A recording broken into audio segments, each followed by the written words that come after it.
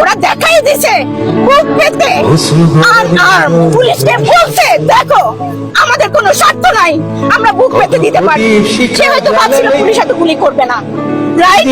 সে হয়তো ভাবছিল পুলিশ ডলবার ভোটটা আগে তো সে চিন্তা করতে পারে। দেখছো সে একবার যখন গুলি খেলো আরেকবার সে বুক পেতে দাঁড়াইছে। তো আমাদেরকে শো করছে, ও আমাদেরকে দেখাই দিল বাঘা বাঘা রাজনীতিবিদদের সমস্ত বাংলাদেশের জনগণকে যারা প্রোটেস্ট করার ইচ্ছা ছিল করতে পারে নাই। যত বিরোধী পার্টি আছে, যত জামাত বলেন, আমি রাজনীতি বুঝি না, আমি বুঝি যে সে আমাদেরকে দেখাই দিচ্ছে কিভাবে রাস্তা আজকে আসবে, কিভাবে আজকে উদ্বুদ্ধ করছে আমাদেরকে। আমি তো কোনো পার্টিতে যাই না, কোনো অনুষ্ঠানে যাই না, আমি তো একটা পঞ্চাশ একদম হাউসওয়াইফ। আজকে আমাকে কে বাধ্য করলো এখানে আসতে? জাস্ট ওর একটা ফেস, ওর একটা আহ্বান যে আমি বুক পেতে দিতে পারি, আপনারা সবাই আসুন। That's it. আমরা বাংলাদেশকে বাঁচাই, আসেন।